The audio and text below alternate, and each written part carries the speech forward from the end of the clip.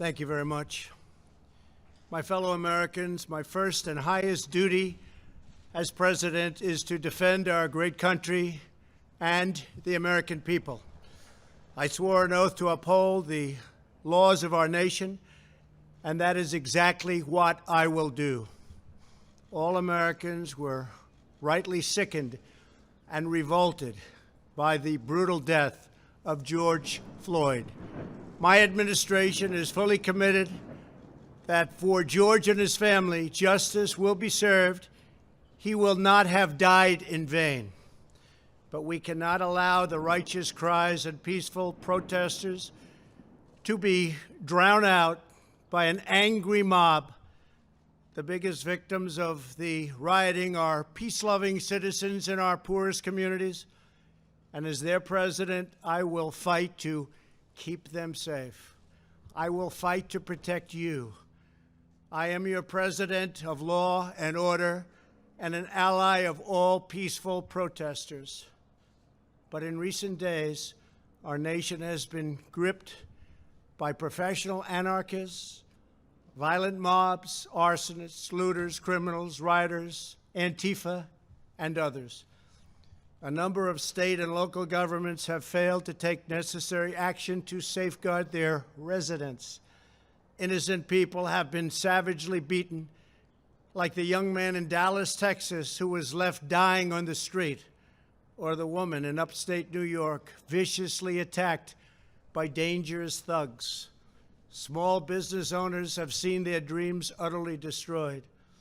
New York's finest have been hit in the face with bricks. Brave nurses who have battled the virus are afraid to leave their homes. A police precinct has been overrun here in the nation's capital. The Lincoln Memorial and the World War II Memorial have been vandalized. One of our most historic churches was set ablaze.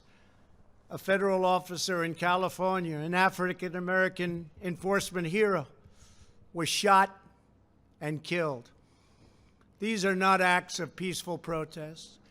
These are acts of domestic terror.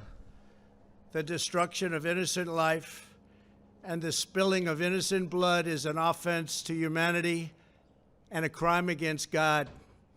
America needs creation, not destruction, cooperation, not contempt, security, not anarchy, healing, not hatred, justice, not chaos.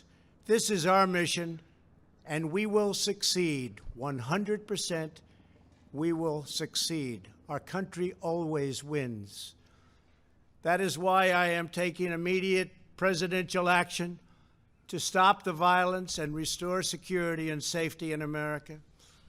I am mobilizing all available federal resources, civilian and military, to stop the rioting and looting, to end the destruction and arson, and to protect the rights of law-abiding Americans, including your Second Amendment rights.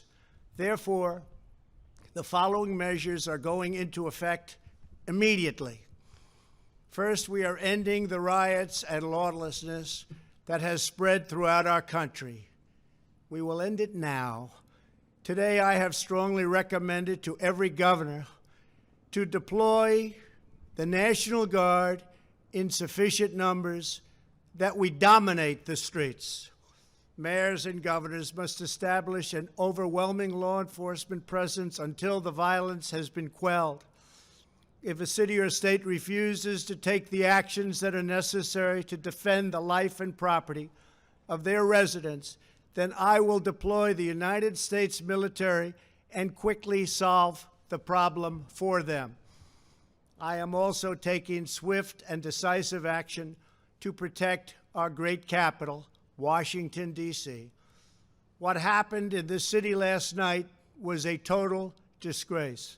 As we speak, I am dispatching thousands and thousands of heavily armed soldiers, military personnel, and law enforcement officers to stop the rioting, looting, vandalism, assaults, and the wanton destruction of property. We are putting everybody on warning. Our 7 o'clock curfew will be strictly enforced. Those who threaten innocent life and property will be arrested, detained, and prosecuted to the fullest extent of the law. I want the organizers of this terror to be on notice that you will face severe criminal penalties and lengthy sentences in jail. This includes Antifa and others who are leading instigators of this violence. One law and order, and that is what it is. One law. We have one beautiful law. And once that is restored and fully restored, we will help you, we will help your business, and we will help your family. America is founded upon the rule of law. It is the foundation of our prosperity, our freedom, and our very way of life. But where there is no law, there is no opportunity. Where there is no justice, there is no liberty. Where there is no safety, there is no future.